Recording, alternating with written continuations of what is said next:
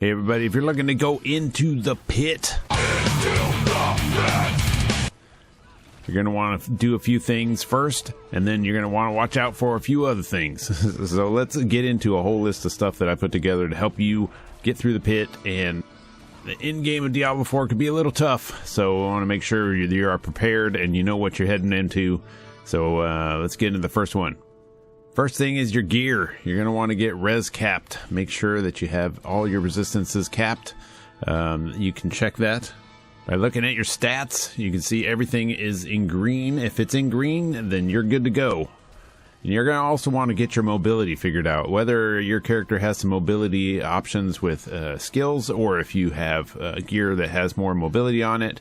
You're going to want to be moving around a lot in the pit to get away from stuff, because there's a lot of things that are going to want to kill you real fast. I like having the 3 max evade charges on my gear.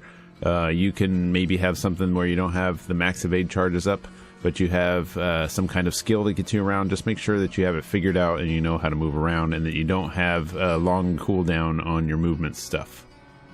Now, you don't need to be fully leveled up to 100 and have your full Paragon board knocked out.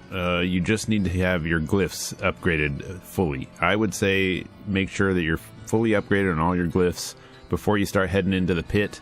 If you feel comfortable doing some of the early stuff, maybe 1 through 30, without doing that, it depends on your build, really, but if you're feeling a little squishy in the pit, make sure and go upgrade all your glyphs in Nightmare Dungeons first. I started doing the pit around 90, well, actually with this character around 80, but around 90 is where it started feeling really comfortable. But I wanted to get all the Paragon glyphs and all my power ups, so make sure you're doing that first. Another thing to remember is that potions in this game, especially in Season 4, have really been helpful.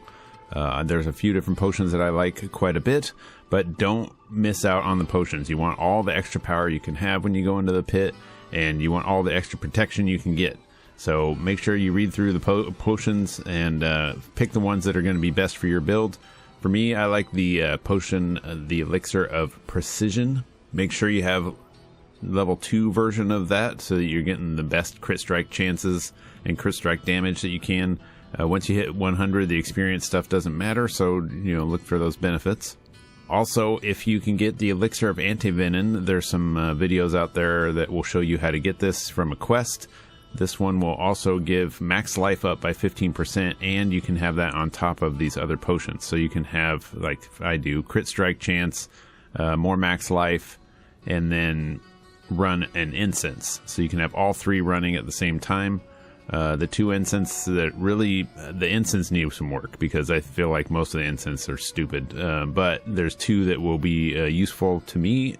One is increase all my stats by 40, and critical strike and overpower damage up by 5%. Now it's not very much, 5%, but all the percent is better than none of the percent. I also like Spirit Dance, which increases my dodge chance for 5%. That is also a nice benefit to have. Any extra time where I can hit a dodge where things aren't hitting me, that's just less damage that I'm taking.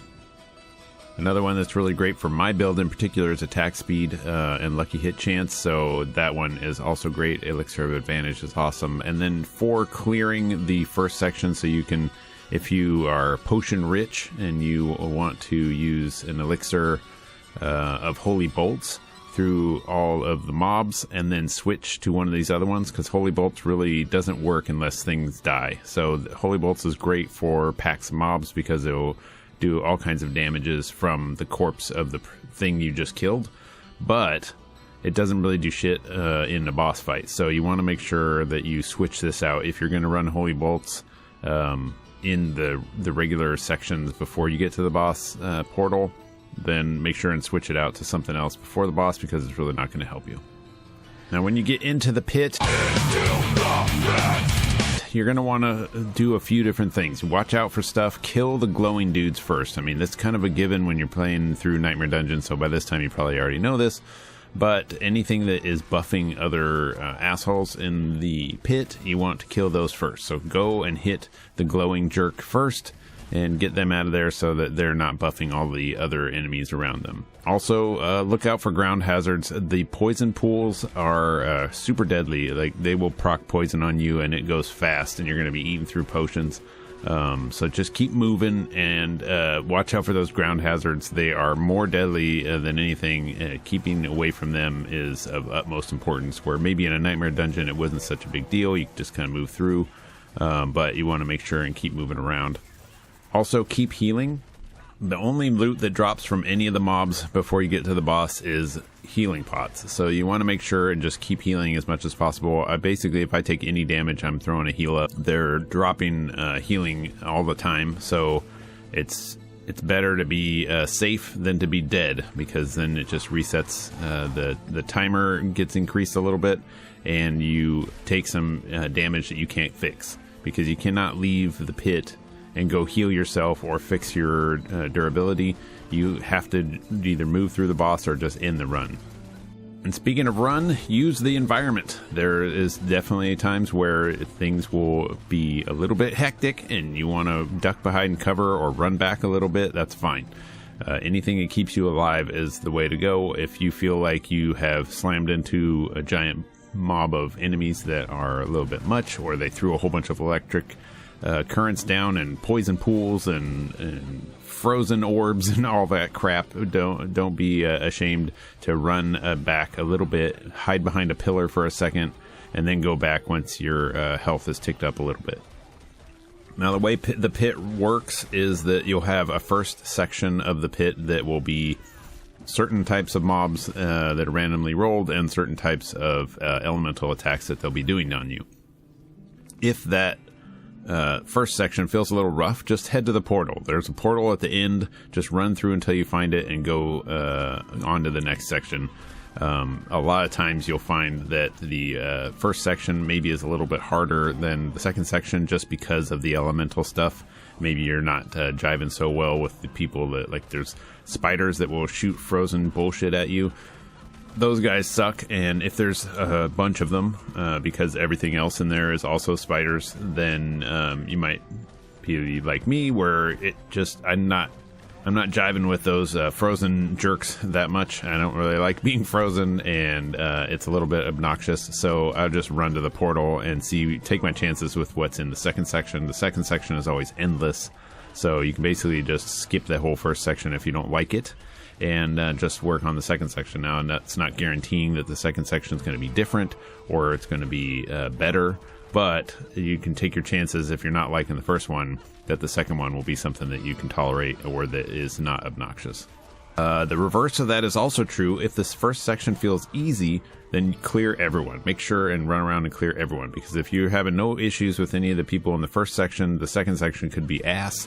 So it's better to get all of the points in the first section than to get into the second section not having squeezed the whole first section for as much juice as possible, and then now the second section's ass, and you're like, oh my lord, it's frozen, poison, electric nightmare land, and I should have cleared the easy land that was before this. Now, once you get to the boss, they will require you to move around and use mechanics. This is not something where you can just sit there face tanking the boss. The bosses have a lot more health, and they use mechanics, and they will summon in other bosses that will do their mechanics. So in the first, I would say, I think it's 30 sections, the first area that you're getting the Obdicite, those are only going to spawn one type of boss on you. And when you get in with the later levels, the boss will summon other bosses, so it will be one type, and then a little bit later on he'll summon another type. Sometimes they'll be stacked on top of each other, where you've got not just the boss's mechanics, but the two summons coming in hot at the same time, and it can be a little hectic. So you just got to make sure that you start learning what those boss mechanics are and how to avoid them, because for the most part, some of those will one-shot you very easily. So you just make sure and dodge out of them, or use the environment to stand behind a pillar if they're shooting some kind of fire at you or something like that. Just make sure that you're actually using the mechanics and moving around and not just standing there face tanking it. I mean, unless you have unlimited, can just stand there and take all damage build, good luck on that. And I'd be grateful for you if you did. But I don't have that. I have to move around a little bit with this current character that I'm working on. And I have to make sure that I'm aware of all the different things. Now, you can also see the health pots that are coming, so make sure and keep healing and doing damage to the boss until it gets to the little tick mark, and he shoots out a couple of health pots for you. Keep an eye on that and try to pick them up as much as you can by still avoiding the things and also grabbing the health pots where you can. If you keep dying on a level, I have died a few times to a boss, it will keep chunking durability off of you, so I found that maybe 3 is probably the limit, because at that point, if you get hit once, you're basically one shot because of the durability issues. So you can try like 1, 2, 3, you're out is what I've been kind of telling myself. And then if you keep dying at that level, then that's just a clue that you probably need to get more power. Sometimes there has been a couple where it's been more that the boss combination was just ass, where the main boss's mechanics did not jive very well with the 2 summons that were coming in on me. And so those 3 together made it very hard to stay on the boss and do damage, because I was constantly having to move around to avoid the mechanics.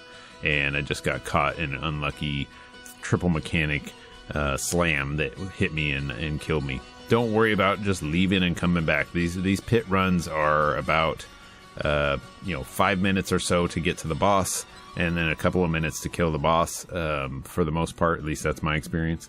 And it only cost 3 of the rune shards to get in there for all the levels. So I wouldn't worry about, rune shards are pretty easy to go get more of.